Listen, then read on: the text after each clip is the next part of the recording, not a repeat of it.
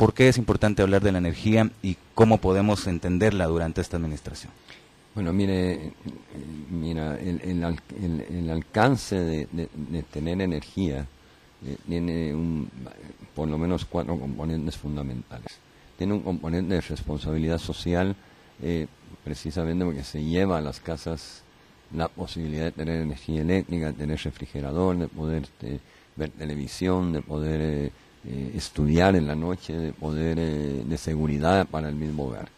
Una responsabilidad económica que es un factor importantísimo en la competitividad del país, tanto en tener energía como en tenerla a un precio competitivo. Y la tercera es todo el servicio. Hay que ver la energía eléctrica como las carreteras. Donde hay carretera y energía eléctrica, el desarrollo se facilita. Y si a esto se agrega tecnología, el desarrollo llega a donde hay energía y donde hay carretera. En el caso particular nuestro, el Gabinete de Energía, el señor Ministro de Energía y Minas, el INDE, etcétera, han trabajado desde el primer día de gobierno en la modificación de la generación. Y esto es algo importante. Yo quisiera que nuestros oyentes pusiéramos atención en todo el país. La Ley de Energía Eléctrica de Guatemala es una de las leyes mejores de toda América Latina. Y separa en tres etapas la energía eléctrica. La primera, la generación. ¿Qué encontró este gobierno en la generación?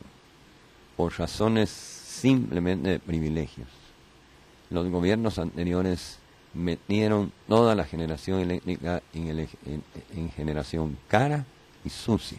Sucia quiere decir que afecta al medio ambiente, cuando somos un país con muchísimos recursos geotérmicos e hidráulicos. Desde el primer día, yo recuerdo que fue el primer gabinete, el señor Ministro de Energía y Minas presentó un plan de modificación de la forma de generar. Entonces, el primer tramo ya está en vías de solución y se está solucionando. Después el señor Ministro nos explicará cuántos megavatios están ya construyendo, etc. Lo segundo es el transporte. El transporte es pasar la energía eléctrica de la planta generadora a un sistema, a una red, como las venas del cuerpo. De cómo pasar. Generadores son un grupo de empresas que generan y el Estado tiene también sus generadoras. Transporte, hay líneas del Estado y hay líneas que ya son privadas. De ahí viene la distribución. Entonces, la distribución son las compañías que fueron, por licitación, ganaron la llevada de la energía eléctrica a los hogares y el cobro, la comercialización. Entonces, hay que verlo muy claro que son tramos bien definidos en la ley. Generación, transporte y comercialización. Cuando hablemos de tarifas vamos a hablar de otros problemas que hay que se están ordenando.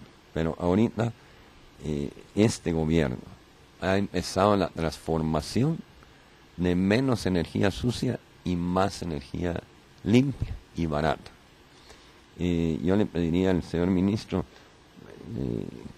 cómo se ha ido modificando esa generación, porque creo que es importante insistir en eso, porque es un factor importante de competitividad y, por supuesto, de costo para los consumidores finales. Muy buenos días, señor presidente, buenos días, guatemaltecas y guatemaltecos. En efecto, desde primeros días de gobierno, el 21 de enero, precisamente del año 2008, se estableció una política energética a solicitud del señor presidente, en donde se contempló medidas a corto, mediano y largo plazo. De ello, la política energética abarca un cambio de matriz de generación que básicamente es, como bien lo explicaba el señor presidente, apegarnos a una tecnología para producir la luz, generar la electricidad de una manera barata, limpia y renovable. El país cuenta con recursos hídricos importantísimos que podrían hacer que Guatemala tenga una energía eléctrica competitiva, barata, que pueda generar empleo y desarrollar el país.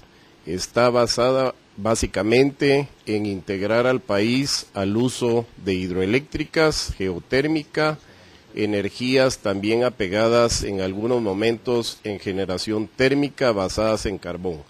La base del cambio de matriz es que Guatemala no debe de depender de petróleo para generar su energía. Todos sabemos, los guatemaltecos, el efecto que está teniendo el petróleo en nuestro país, porque lo importamos de afuera. El petróleo es uno de los productos más sensibles a nivel mundial, con una extremada volatilidad, y eso ha hecho que los precios de energía se eleven en determinados momentos y suframos todos los guatemaltecos el impacto que eso conlleva.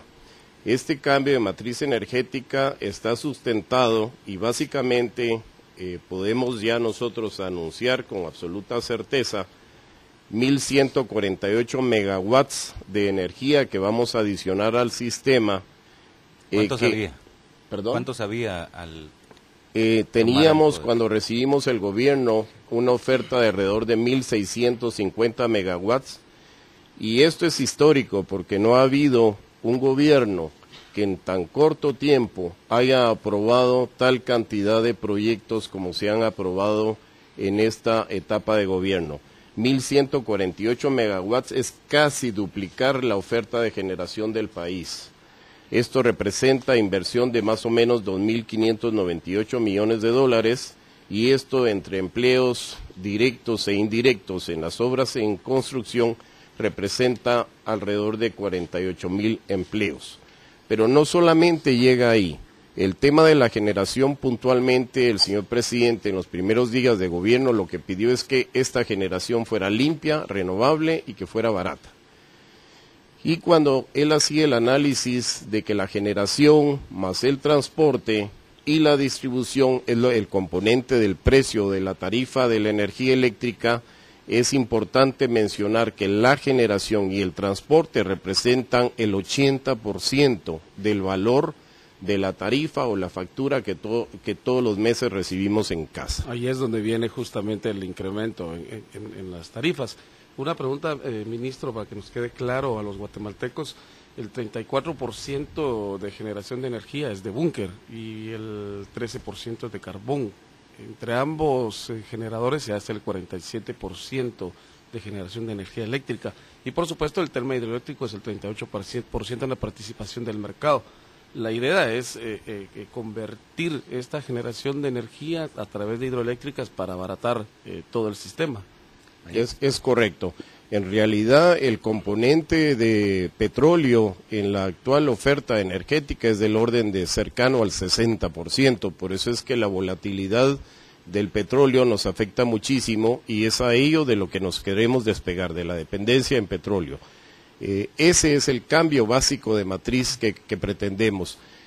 Guatemala debemos de ir a no utilizar un combustible como es el petróleo y utilizar el agua, que es realmente la forma más barata de generar nuestra energía eléctrica, y que debemos de entender que el embalsar el agua en los ríos es una forma de sostenibilidad del agua. Eso va a permitir que las comunidades, las poblaciones puedan tener un recurso durante todo el año a la hora de embalsarlo, y esa agua poderla convertir en energía eléctrica. Hay algo fundamental en esto.